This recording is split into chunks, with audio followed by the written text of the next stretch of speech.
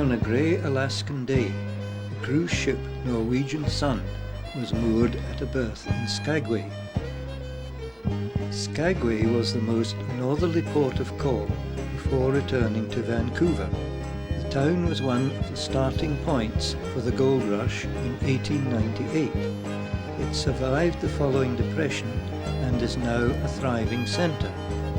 Strong men came to drink and gamble at the Red Onion. The hotel appeared after the gold rush began and accommodated travellers heading for Canada.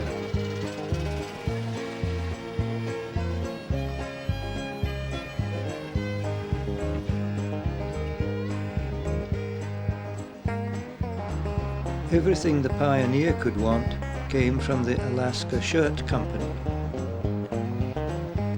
Food was available in the depot.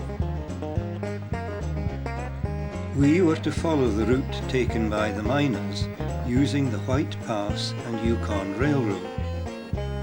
The statues commemorate the first pioneers who explored the region and reported that the terrain looked as if it bore gold in the alluvial valleys.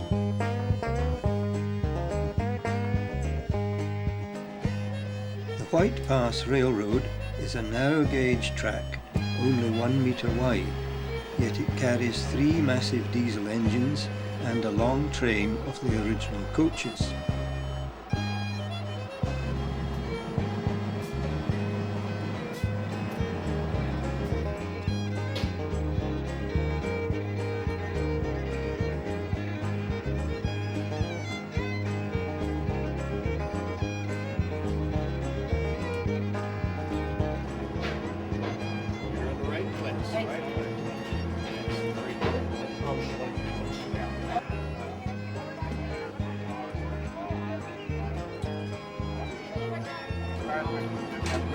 Yeah, that's right back over.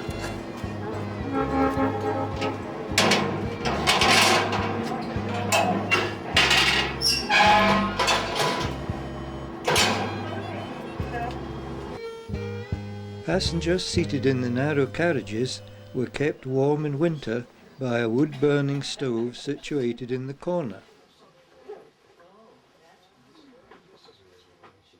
A felling axe was provided so that they could cut their way out through the wooden wall in the event of an accident.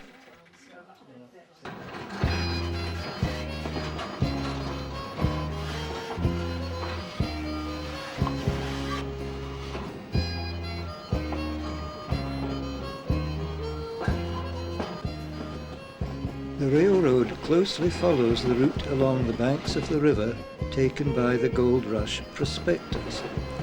They had to assemble 1 ton of supplies at the Canadian border, which needed about 40 journeys before they were allowed to cross into the Yukon.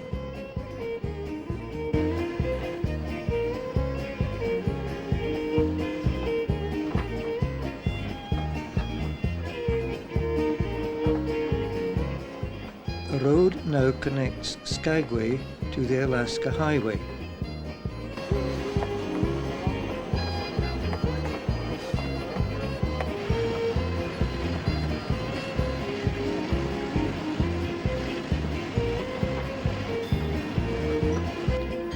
After the steep climb to the summit, the engines had to be shunted to the rear of the train.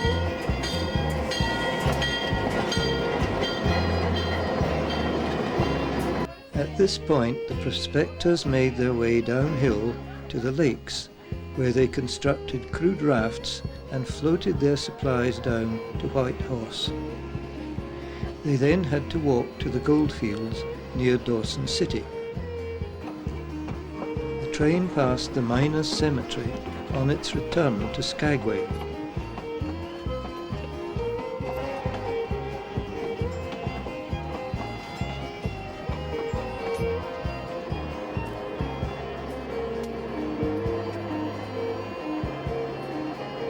Time to look around the sidings where this snowplough was kept.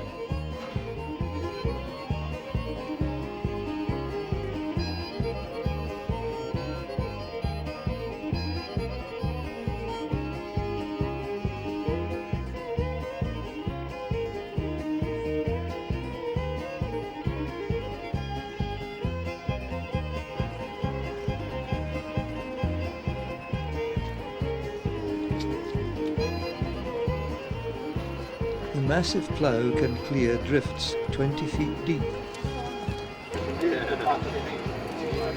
Enjoy Skagway! The Skagway trolley buses have been constructed on a Dodge chassis in the style of the 1920s. They take visitors to see the sights. You know, I see that your tickets say 1 o'clock, and we're leaving at 1:15. They misprinted, so I'll go talk to The first stop was the Miners' Cemetery by the roadside outside Skagway.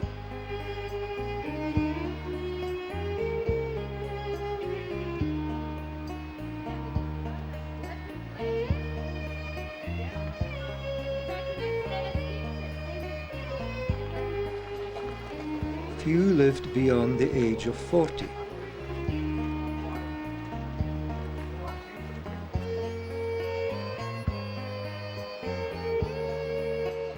Many died in accidents in the mines. Their workmates might not know their name, but they were given Christian burial in a grave marked unknown. The only granite monument in the cemetery commemorates Frank Reed, who confronted a notorious criminal called Soapy Smith. Both men fired at each other at the same time. Soapy died immediately, Frank Reed the following day. Well, guess what? Charity, Trish, and I, we flim-flammed all of you. We brought you all that way out here to the Gold Rush Cemetery. Soapy's not even buried in the cemetery.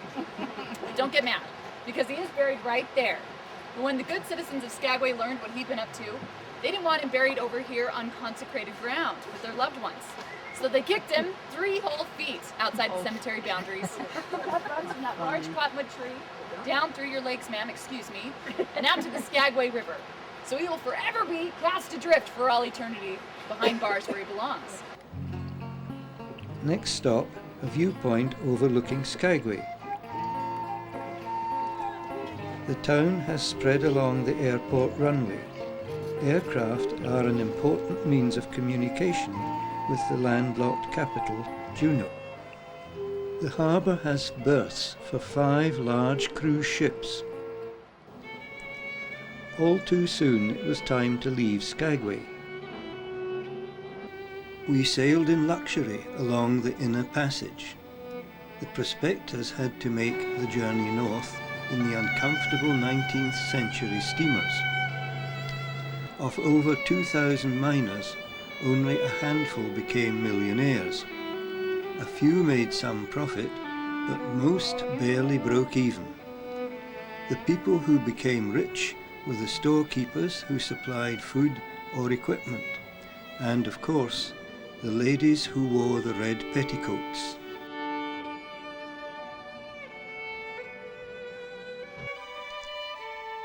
Next day dawned cloudy and windy. A tidal wave developed in the pool.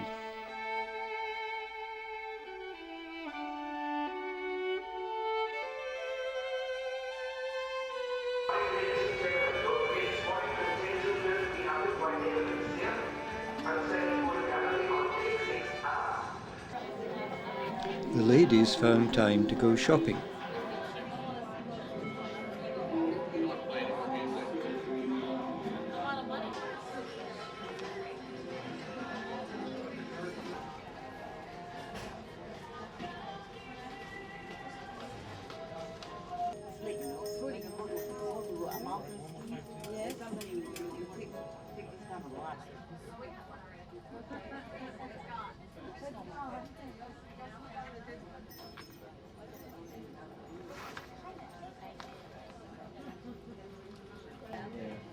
I mean, we know that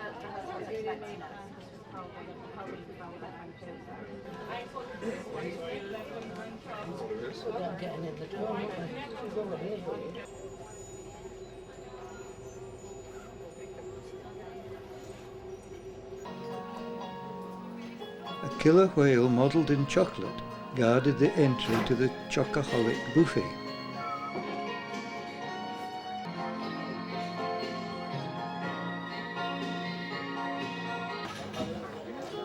Ice sculptures can only be displayed for a short time. You got a picture?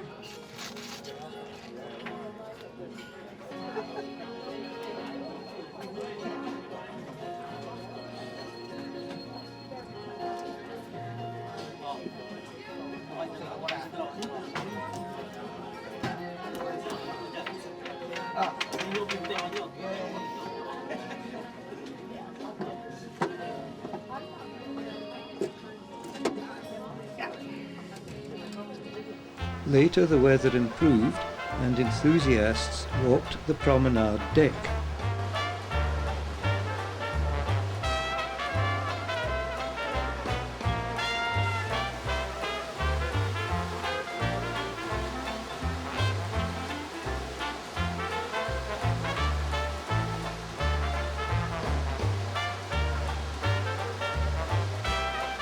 To relieve the monotony, colourful designs were painted on the steel superstructure.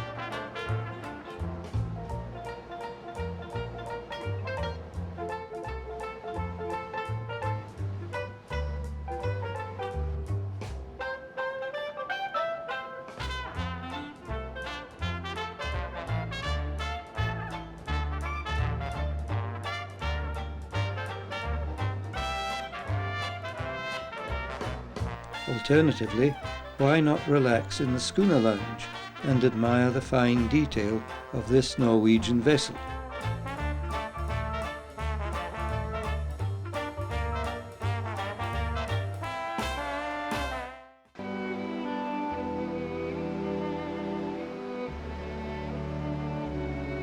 Commercial traffic makes use of the island since there are few road connections.